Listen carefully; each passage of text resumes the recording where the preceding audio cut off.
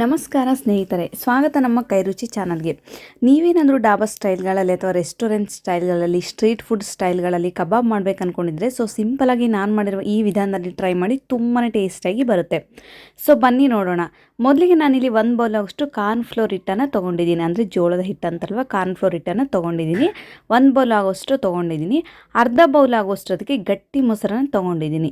ಸಾಧ್ಯ ಆದಷ್ಟು ನೀವು ಕೂಡ ಗಟ್ಟಿ ಮೊಸರನ್ನೇ ತೊಗೊಳ್ಳಿ. ಯಾವುದೇ ಕಾರಣಕ್ಕೂ ಮೊಸರನ್ನು ಮಿಸ್ ಮಾಡಬೇಡಿ. ನಿಮಗೆ ಸೇಮ್ ರೆಸ್ಟೋರೆಂಟ್ ಸ್ಟೈಲ್ ಬೇಕು ಅಂದರೆ ನಾನು ಮಾಡಿರೋ ಇಂಗ್ರೀಡಿಯೆಂಟ್ಸ್ನ ಎಲ್ಲನೂ ಆ್ಯಡ್ ಮಾಡಿ. ನೆಕ್ಸ್ಟ್ ನಾನು ಇದಕ್ಕೆ 1 ಮೊಟ್ಟೆಯನ್ನು ಹಾಕ್ಕೊಳ್ತಾ ಇದ್ದೀನಿ. ಮೊಟ್ಟೆಯನ್ನು ಹಾಕೋದ್ರಿಂದ ತುಂಬಾ ಕ್ರಿಸ್ಪಿಯಾಗಿ ಬರುತ್ತೆ ಚಿಕನ್ ಕಬಾಬ್. ಈಗ ನಾನು ರುಚಿಗೆ ತಕ್ಕಷ್ಟು ಉಪ್ಪನ್ನು ಹಾಕ್ಕೊಳ್ತಾ ಇದ್ದೀನಿ. ಉಪ್ಪನ್ನು ಹಾಕಿದ ನಂತರ ಅದಕ್ಕೆ ಖಾರಕ್ಕೆ ತಕ್ಕಂತೆ 2ರಿಂದ 3 ಸ್ಪೂನ್, ಖಾರ ಸ್ವಲ್ಪ ಜಾಸ್ತಿ ಇದ್ದರೆ ಕಬಾಬ್ ಇನ್ನೂ ಟೇಸ್ಟಿಯಾಗಿರುತ್ತೆ. 3 ಸ್ಪೂನ್ ಆಗೋಷ್ಟು ಅಚ್ಚ ಖಾರದ ಪುಡಿ, ಅರ್ಧ ಟೇಬಲ್ ಸ್ಪೂನ್ ಆಗೋಷ್ಟು ಅರಿಶಿನ ಪುಡಿ, ಮೇಲೆ ಸ್ವಲ್ಪ ಕೊತ್ತಂಬರಿ ಸೊಪ್ಪನ್ನು ಹಾಕ್ಕೊಳ್ತಾ ಇದ್ದೀನಿ. ಇದಕ್ಕೆ ಇನ್ನೂ ಎಕ್ಸ್ಟ್ರಾ ಟೇಸ್ಟ್ ಬೇಕು, ಫ್ಲೇವರ್ ಬೇಕು ಅಂದರೆ ಚಿಕನ್ ಕಬಾಬ್ಗೆ ಮಿಸ್ ಮಾಡದೆ ನೀವು 1 ಟೇಬಲ್ ಸ್ಪೂನ್ ಆಗೋಷ್ಟು ಗರಂ ಮಸಾಲವನ್ನು ಹಾಕ್ಕೊಳ್ಬೇಕು. ನಾನು ಯಾವುದೇ ರೀತಿ ಚಿಕನ್ ಪೌಡರ್ನ ಆ್ಯಡ್ ಮಾಡಿಲ್ಲ. ಸಿಂಪಲಾಗಿ 1 ಟೇಬಲ್ ಸ್ಪೂನ್ ಆಗುವಷ್ಟು ಗರಂ ಮಸಾಲವನ್ನು ಹಾಕ್ಕೊಂಡಿದ್ದೀನಿ. ನೆಕ್ಸ್ಟ್ ನಾನು ಇದಕ್ಕೆ ಒಂದೇ ಟೇಬಲ್ ಸ್ಪೂನ್ ಆಗುವಷ್ಟು ಕಸೂರಿ ಮೆಂತ್ಯನ ಚೆನ್ನಾಗಿ ಸ್ಮ್ಯಾಶ್ ಮಾಡ್ಕೊಂಡು ಹಾಕ್ಕೊಂಡಿದ್ದೀನಿ. ನೆಕ್ಸ್ಟ್ ನಾನು ಇದಕ್ಕೆ ಚಿಕ್ಕದಾಗಿ ಕಟ್ ಮಾಡಿ ಇಟ್ಕೊಂಡಿರುವಂಥ ಸ್ವಲ್ಪ ಕರಿಬೇವನ್ನು ಹಾಕ್ಕೊಂಡಿದ್ದೀನಿ. ಮೊಸರನ್ನು ಕಾರ್ನ್ಫ್ಲೋರ್ ಹಿಟ್ಟು ಮೇಲೆ ಹಾಕಿದರೆ ತುಂಬಾ ಗಟ್ಟಿಯಾಗಿಬಿಡುತ್ತೆ, ಐಸ್ ಕ್ಯೂಬ್ ಥರ ಹಾಕಿಬಿಡುತ್ತೆ. ಬೇಗ ಮಿಕ್ಸ್ ಮಾಡ್ಕೊಳ್ಳಿ, ತಡ ಮಾಡೋದು ಬೇಡ. ಚೆನ್ನಾಗಿ ಇದನ್ನು ಗಂಟಿಲ್ಲದಂತೆ ಮಿಕ್ಸ್ ಮಾಡ್ಕೊಳ್ಬೇಕು. ನಿಮ್ಗೇನಾದರೂ ಕೈ ಸಹಾಯದಿಂದ ಮಿಕ್ಸ್ ಮಾಡೋಕ್ಕಾಗಿಲ್ಲ ಅಂದರೆ ವಿಸ್ಕರ್ ಸಹಾಯದಿಂದ ನೀವು ಚೆನ್ನಾಗಿ ಮಿಕ್ಸ್ ಮಾಡ್ಕೊಳ್ಬೇಕು. ಸ್ನೇಹಿತರೆ, ನೀವು ಹೊರಗಡೆ ಹೋದಾಗ ತುಂಬ ಸಲ ಅಂದ್ಕೊಂಡಿರ್ತೀರ ಹೊರಗಡೆ ಟೇಸ್ಟ್ ಮನೇಲಿ ಯಾಕೆ ಬರೋದಿಲ್ಲ ಅಂತ. ಹೊರಗಡೆ ಟೇಸ್ಟ್ ಮನೇಲಿ ಕೂಡ ತುಂಬಾ ಸೂಪರ್ ಡೂಪರಾಗಿ ಬರುತ್ತೆ. ನಾವು ಮಾಡೋ ಪದ್ಧತಿಯಲ್ಲಿ ಇರುತ್ತೆ ಅಷ್ಟೇ. ನಾನು ಮಾಡಿರೋ ಇಂಗ್ರೀಡಿಯೆಂಟ್ಸ್ನೇ ನೀವು ಹಾಕಿ ಯೂಸ್ ಮಾಡಿದರೆ ಖಂಡಿತವಾಗ್ಲೂ ನಿಮಗೆ ರೆಸ್ಟೋರೆಂಟ್ ಸ್ಟೈಲ್ಗಳಲ್ಲಿ, ಸ್ಟ್ರೀಟ್ ಫುಡ್ ಸ್ಟೈಲ್ಗಳಲ್ಲಿ, ಡಾಬಾಗಳಲ್ಲಿ ಯಾವ ಥರ ಚಿಕನ್ ಕಬಾಬ್ ಇರುತ್ತೋ ಸೇಮ್ ಅದೇ ಟೇಸ್ಟ್ ಕೂಡ ನಿಮಗೂ ಸಿಗುತ್ತೆ. ನೋಡಿ, ಯಾವುದೂ ಕಾರಣಕ್ಕೂ ನೀವು ನೀರನ್ನು ಮಿಕ್ಸ್ ಮಾಡೋದು ಬೇಡ. ಆಲ್ರೆಡಿ ನಾವು ಮೊಸರನ್ನು ಹಾಕಿರ್ತೀವಲ್ಲ, ಮೊಸರು ಬೇಗ ನೀರು ಬಿಟ್ಬಿಡುತ್ತೆ.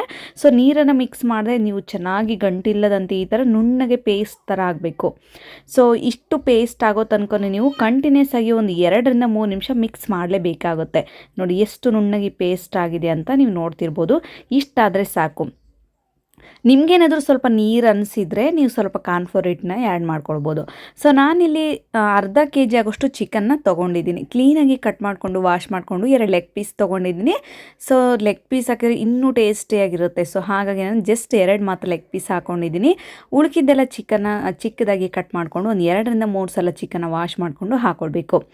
ನೋಡಿದ್ರಲ್ಲ, ಅದಕ್ಕೆ ಅರ್ಧ ಕೆಜಿ ಆಗೋಷ್ಟು ಚಿಕನ್ನ ಹಾಕ್ಕೊಂಡು ಚೆನ್ನಾಗಿ ಕಲಿಸ್ಕೊಳ್ತಾ ಇದ್ದೀನಿ. ಹೇಳಿದ್ನಲ್ಲ, ನೀವು ಯಾವುದೇ ಕಾರಣಕ್ಕೂ ನೀರನ್ನು ಟಚ್ ಮಾಡಲೇಬಾರ್ದು. ಇದಕ್ಕೆ ಆಲ್ರೆಡಿ ನಾವು ಮೊಟ್ಟೆನ ಹಾಕಿರೋದ್ರಿಂದ ಮೊಸರು ಬೇಗ ನೀರು ಬಿಟ್ಕೊಂಡ್ಬಿಡುತ್ತೆ ನೆನೀತಾ. ಮೊಟ್ಟೆನ ಹಾಕೋದ್ರಿಂದ ಇನ್ನೂ ಟೇಸ್ಟಿಯಾಗಿರುತ್ತೆ. ನಿಮಗೇನಾದ್ರು ನೋಡಿ ಈಗ ಸ್ವಲ್ಪ ನೀರು ಥರ ಅನಿಸಿತು. ಹಾಗಾಗಿ ನಾನು ಕಾರ್ನ್ಫ್ಲೋರ್ ಹಿಟ್ಟನ್ನು ಹಾಕ್ಕೊಂಡು ಮತ್ತೆ ಚೆನ್ನಾಗಿ ಇದನ್ನು ಸ್ವಲ್ಪ ಕಬಾಬ್ ಮಾಡೋ ಹದಕ್ಕೆ ಬಂದರೆ ಸಾಕು.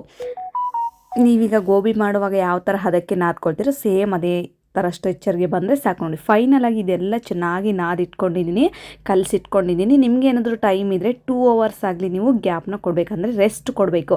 ಎಷ್ಟು ಚೆನ್ನಾಗಿ ಚಿಕನ್ ಮ್ಯಾರಿನೇಟ್ ಆಗುತ್ತೋ ನಿಮಗೆ ಅಷ್ಟು ಟೇಸ್ಟಾಗಿ ಕಬಾಬ್ ಕೂಡ ರೆಡಿ ಆಗುತ್ತೆ. 2 ಅವರ್ಸ್ ಆದಮೇಲೆ ನಾನು ಇದಕ್ಕೆ ನೋಡಿ ಎಷ್ಟು ಚೆನ್ನಾಗಿ ಗಟ್ಟಿಯಾಗಿದೆ ಅಂತ. ನೀವು ಎಷ್ಟು ಟೈಮ್ ಕೊಡ್ತೀರ ಅಷ್ಟು ಚಿಕನ್ ತುಂಬಾ ಚೆನ್ನಾಗಿ ನೆನೆಯುತ್ತೆ. ನಿಮಗೇನಾದರೂ ಇಲ್ಲ 2 ಅವರ್ಸ್ ನೆನೆಗೆ ಟೈಮ್ ಇಲ್ಲ ಅನ್ನೋರು ಜಸ್ಟ್ ಒಂದು 10 ಮಿನಿಟ್ಸ್ಗೆ ನೆನೆಸಿ ನೆಕ್ಸ್ಟ್ ನೀವು ಕಬಾಬ್ ಕೂಡ ಮಾಡ್ಕೊಳ್ಬೋದು. ಇದೆಲ್ಲ ಚೆನ್ನಾಗಿ ನೆಂದಿರುವಾಗ ನಾನು ಎಣ್ಣೆಯನ್ನು ಮೀಡಿಯಮ್ ಆಗಿ ಕಾಯಿಸ್ಲಿಕ್ಕೆ ಇಟ್ಟಿದ್ದೆ. ಎಣ್ಣೆ ಕೂಡ ಚೆನ್ನಾಗಿ ಮೀಡಿಯಮ್ ಆಗಿ ಕಾದಿದೆ. ರೆಡಿ ಮಾಡಿ ಇಟ್ಕೊಂಡಿರುವಂಥ ಈ ಮ್ಯಾರಿನೇಟ್ ಚಿಕನ್ ಕಬಾಬ್ ಇದ್ರೊಳಗಡೆ ಎಣ್ಣೆ ಒಳಗಡೆ ಹಾಕಬೇಕು. ಮೊದಲಿಗೆ ಯಾವುದೇ ರೀತಿ ನೀವು ಚಿಕನ್ನ ಐ ಫ್ಲೇಮಲ್ಲಿ ಇಟ್ಕೊಂಡು ರೋಸ್ಟ್ ಮಾಡ್ಕೊಳ್ಬಾರ್ದು, ಮೀಡಿಯಮ್ ಫ್ಲೇಮ್ನಲ್ಲೇ ಇರಬೇಕು. ಎಣ್ಣೆ ಕೂಡ ಮೀಡಿಯಮ್ ಆಗಿ ಬಿಸಿಯಾಗಿ ಇರಬೇಕು. ನೋಡಿ, ಎಷ್ಟು ಬೇಕೋ ಅಷ್ಟು ನೀವು ಕಬಾಬ್ ಕೂಡ ಹಾಕ್ಕೊಳ್ಬೋದು. ಸಾಧ್ಯ ಆದಷ್ಟು ನೀವೇನಾದರೂ ಈಗ ಎಣ್ಣೆ ಐಟಮ್ಸ್ನ ರೋಸ್ಟ್ ಮಾಡ್ತಿದ್ದೀರಾ ಅಂದರೆ ಸ್ವಲ್ಪ ಎಣ್ಣೆನ ಕಡಿಮೆನೇ ಹಾಕ್ಕೊಳ್ಳಿ. ಯಾಕೆಂದರೆ ಒಂದ್ಸಲ ಎಣ್ಣೆ ಯೂಸ್ ಮಾಡಿದರೆ ನೆಕ್ಸ್ಟ್ ಟೈಮ್ ಜಾಸ್ತಿ ಹೊರಗಡೆ ಥರ ನಾವು ಮನೆಯಲ್ಲೇ ಕರೆದಿರೋಂಥ ಎಣ್ಣೆನ ಯೂಸ್ ಮಾಡಬಾರ್ದು. ಹಾಗಾಗಿ ಸಾಧ್ಯ ಆದಷ್ಟು ಸ್ವಲ್ಪ ಎಣ್ಣೆ ಕಡಿಮೆನೇ ಹಾಕೊಳ್ಳಿ. ಕಬಾಬ್ ಕೂಡ ಕಡಿಮೆ ಹಾಕೊಳ್ಳಿ. ಟೈಮ್ ಹಿಡಿದ್ರೂ ಪರವಾಗಿಲ್ಲ, ಸ್ವಲ್ಪ ಎಣ್ಣೆನ ಕಡಿಮೆನೇ ಹಾಕ್ಕೊಂಡು ಮಾಡಲಿಕ್ಕೆ ಟ್ರೈ ಮಾಡಿ. ಇದನ್ನೆಲ್ಲ ಚೆನ್ನಾಗಿ ಈಗ ಗ್ಯಾಸನ್ನು ಮೀಡಿಯಮ್ ಟು ಹೈ ಫ್ಲೇಮಲ್ಲಿ ಇಟ್ಕೊಳ್ತಾ ಇದ್ದೀನಿ. ನೀವು ಬೇಕಿದ್ರೆ ಫುಡ್ ಕಲರ್ ಕೂಡ ಆ್ಯಡ್ ಮಾಡ್ಕೊಳ್ಬೋದು. ಬಟ್ ನಾನು ಯಾವುದೇ ರೀತಿ ಫುಡ್ ಕಲರ್ ಆ್ಯಡ್ ಮಾಡಿಲ್ಲ. ಫುಡ್ ಕಲರ್ ಆ್ಯಡ್ ಮಾಡಿದರೆ ಸೇಮ್ ನಿಮಗೆ ಅಂಗಡಿಗಳಲ್ಲಿ ಫೋಟೋಸಲ್ಲಿ ಯಾವ ಥರ ಬರುತ್ತೋ ಸೇಮ್ ಅದೇ ಥರ ನಿಮಗೆ ಕಾಣಿಸುತ್ತೆ. ಬಟ್ ನಾನು ಫುಡ್ ಕಲರ್ ಆ್ಯಡ್ ಮಾಡಿಲ್ಲ. ನಿಮ್ಮ ಮನೇಲಿ ಏನಾದರೂ ಅವೈಲೇಬಲ್ ಇದ್ದರೆ ನೀವು ಆ್ಯಡ್ ಮಾಡ್ಕೊಳ್ಬೋದು. ನೋಡಿ, ನಾನು ಖಾರದ ಪುಡಿ ಸ್ವಲ್ಪ ಕಲರ್ ಚೆನ್ನಾಗಿರೋದ್ರಿಂದ ಆ್ಯಡ್ ಮಾಡಿಲ್ಲ. 3ರಿಂದ 4 ನಿಮಿಷ ಐ ಫ್ಲೇಮಲ್ಲಿ ಇಟ್ಕೊಂಡು ಈಗ ಚೆನ್ನಾಗಿ ನೀವು ರೋಸ್ಟ್ ಮಾಡ್ಕೊಳ್ಬೇಕು. ಈ ಥರ ಮಿಕ್ಸ್ ಮಾಡ್ತಾನೆ ಇದ್ದರೆ ಎಲ್ಲ ಕಡೆಯೂ ಕೂಡ ಚೆನ್ನಾಗಿ ರೋಸ್ಟ್ ಆಗುತ್ತೆ. ಸೊ ನೋಡಿ ಈ ಥರ ಒನ್ ಬೈ ಒನ್ ಈ ಥರ ತಿರುಗಿಸ್ತಾ ಬನ್ನಿ. ಸೊ ನೋಡಿ ಈಗ ನಾನು ಫೈನಲ್ ಆಗಿ ಈಗ ಚೆನ್ನಾಗಿ ರೋಸ್ಟ್ ಕೂಡ ಆಗಿದೆ, ಕಲರ್ ಕೂಡ ಚೇಂಜ್ ಆಗಿದೆ. ಸೊ ಒಂದೇ ಕಡೆ ಬೇಯಿಸೋದು ಬೇಡ, ಎಲ್ಲ ಕಡೆಯೂ ಒಂದೇ ಕಡೆ ಕಲರ್ ಬರಬೇಕು. ಅಂದರೆ ಗೋಲ್ಡನ್ ಬ್ರೌನ್ ಕಲರ್ಗೆ ಬರೋ ತನಕ ನೀವು ಚೆನ್ನಾಗಿ ಇದನ್ನು ರೋಸ್ಟ್ ಮಾಡ್ಕೊಳ್ಬೇಕು.